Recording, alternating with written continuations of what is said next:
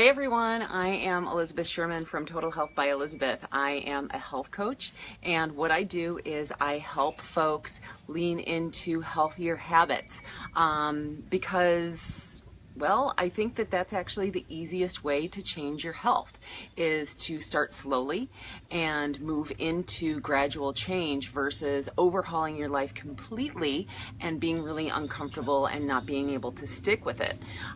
Today I'm being joined by Sadie, my Boston Terrier, and anyway, she just wanted to say hello.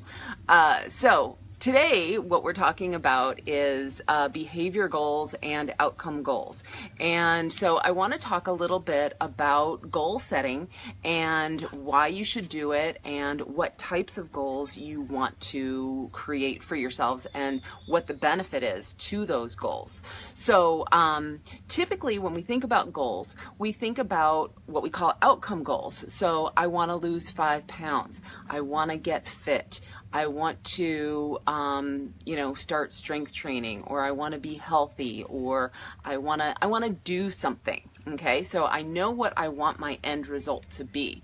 Now, the problem with creating these outcome goals is that sometimes we really don't have a lot of control over the way that our body responds to those things. So for example, I can set a goal of I want to lose 5 pounds, but what am I going to do in order to make that happen?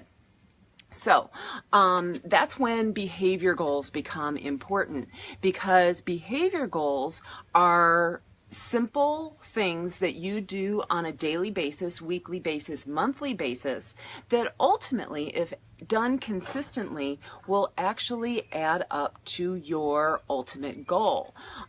So for example, let's say that you want to start running. You want to do either a 5K, a 10K, a half marathon, a marathon, whatever. It doesn't really matter. So what are those behavior goals that you are going to do on a daily basis that is going to lead to you to be able to run that 5K? So it might be that today or this week, I'm going to go for a walk for 30 minutes. And granted, that's a big difference from being able to run a 5K, but if you're starting without doing any running at all, it's actually a really good start. So starting to get active, and then after that becomes natural, then adding a little bit more. So then adding another day to your walking, or even doing, I'm gonna run for 30 seconds and then I'm gonna walk for a minute. I'm gonna run for 30 seconds, I'm gonna walk for a minute, for 30 minutes, until you get to the point where you're actually running for an extended period of time. So these are what we call behavior goals. So things that you can do on a regular basis that would ultimately allow you to work up to your outcome goal. So like, for instance, if you want to lose weight, one great way of losing body fat is to start eating vegetables. And one behavior goal might be, I'm going to have a serving of vegetables at each of my 3 meals. So you see how these behavior goals, they focus on things that you can control, because you can control your behavior, but you can't always change how your body is going to respond to that behavior. So for another example, there is, if you have the goal of losing 5 pounds, you're really, your intent there is to actually lose 5 pounds of body fat. But what if you start strength training at the same time? So would it be okay if you lost 5 pounds of body fat but gained 5 pounds of muscle? Is that ultimately what you want? But the scale isn't actually going to respond to that 5 pound loss.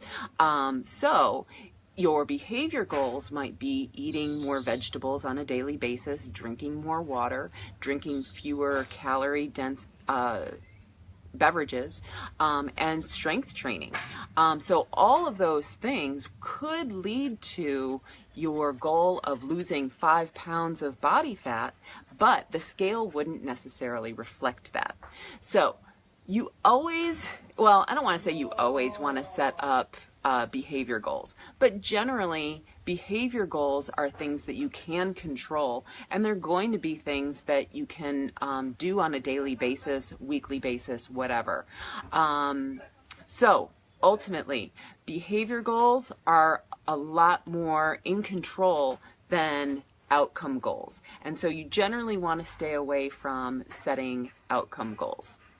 Again, I'm Elizabeth Sherman. I am a health coach for Total Health by Elizabeth, and I hope you enjoyed my video today.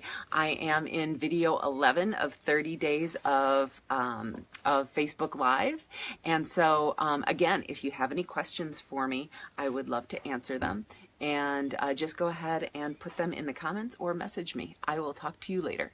Bye.